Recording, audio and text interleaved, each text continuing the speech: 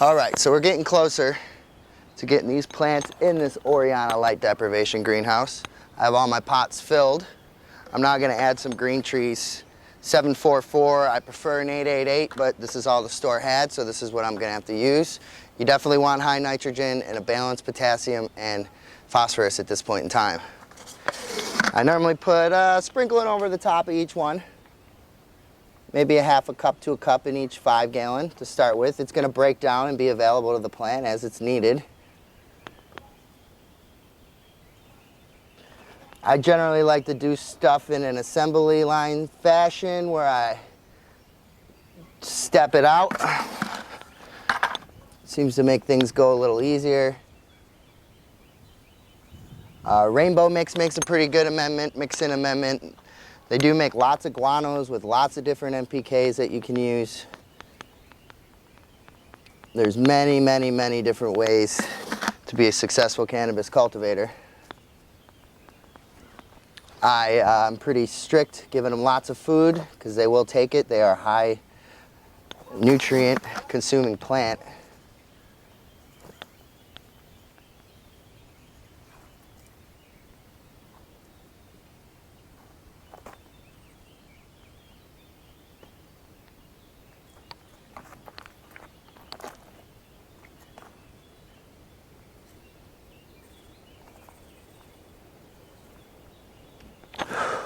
I do try my hardest not to breathe in the dust.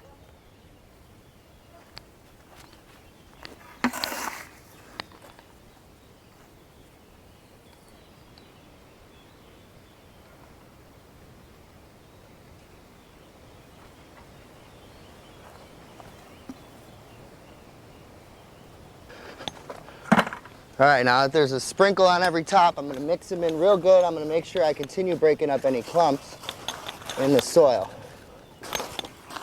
It's not rocket science, so you don't really need to be precise. You can read the plant a lot of the times and tell what it needs. Other than your baseline grow or bloom nutrient, Cal Mag would be another important use all the time.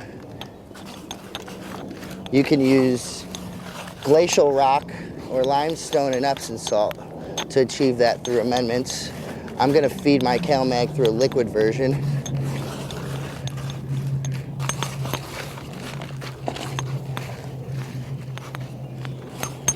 For all of you that think that cannabis cultivation is some glamorous thing, it's not. It's farming just like anything else. Takes some back-breaking work, persistence, but is very rewarding in the end.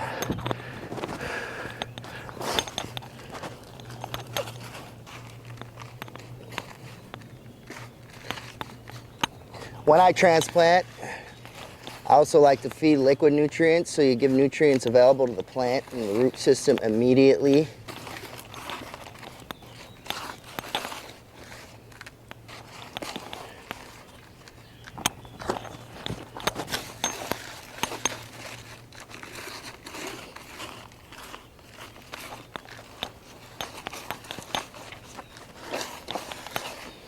Okay, so we're all mixed up.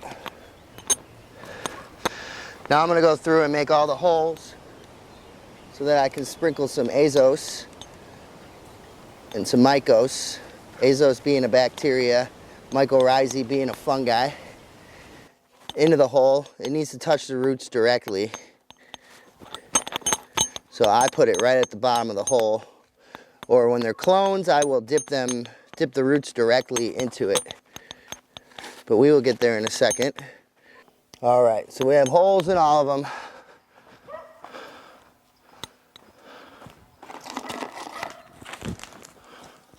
I'm gonna put some mycorrhizae fungi, which attach to the roots and actually increase the surface area, allowing for more absorption of nutrients. And then some azos, which actually helps with absorption of nitrogen. I go about 50-50.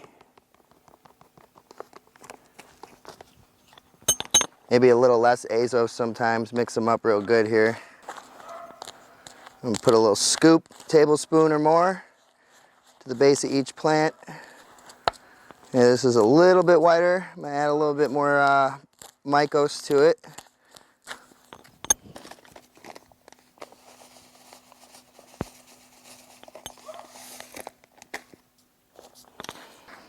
Cannabis likes even bacteria fungus. Azos is a bacteria where mycos is a fungus.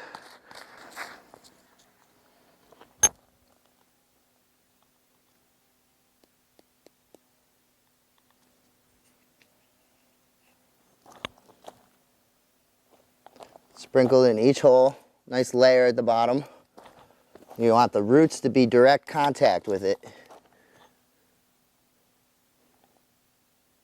I noticed a definite improvement in my roots, ripping out of the bottoms of the pots, much whiter, thicker, when I started using this stuff about 6 years ago.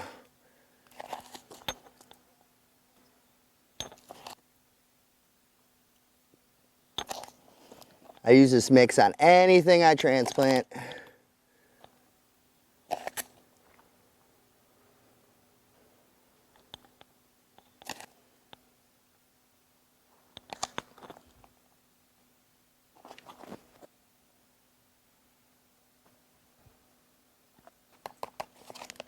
I find it easier to mix it all instead of doing one of each to each pot.